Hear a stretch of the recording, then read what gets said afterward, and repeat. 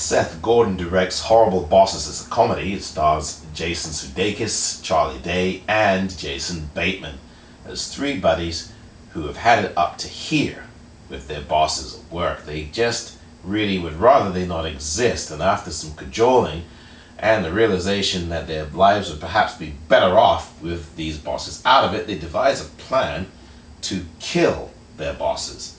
Now, of course, this is preposterous. Most people in the world wouldn't even dare think about something like this, and even if your boss drives you crazy, you certainly wouldn't go to the lengths of trying to kill them, I hope.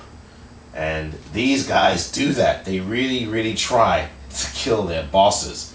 And their bosses in this film are perhaps some of the people that you probably would want to put your hands around and absolutely strangle if you had more than maybe a year of the kind of abuse that some of these guys take in this film. Kevin Spacey plays one boss, Jennifer Aniston plays another, and Colin Farrell plays a third.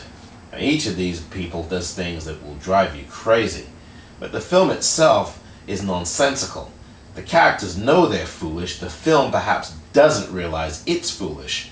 It retreads some of the same stereotypes and comic absurdities that a lot of films do in this genre, and Horrible Bosses doesn't exactly distinguish itself, although it is very funny at times, and sometimes more often than you might have expected.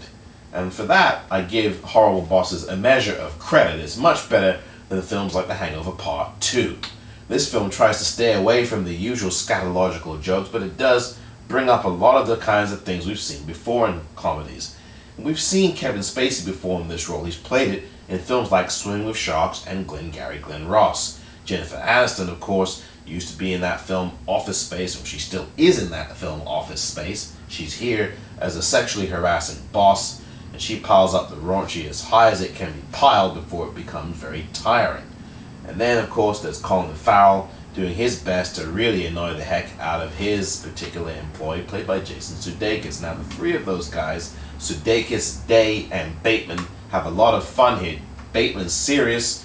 He looks as if he's about to say, look, everybody stop the foolishness. This is supposed to be something that makes sense. And this film often doesn't make sense. Jamie Foxx stops by in a bit that's quite funny, but also very stereotypical and boring after a while. The film retreads the same ground over and over and over again, and you wonder why the film's called Horrible Bosses. It should really be called Horrible People That Don't Make Sense, because why would the bosses, assuming they hired these people, want to hire three dimwits like these? Horrible Bosses is funny. I'll give it that much credit. But I don't think it's a comedy that distinguishes itself from anything else that we've seen before, because we've seen it all before. I'm Omar Moore for the Popcorn Reel.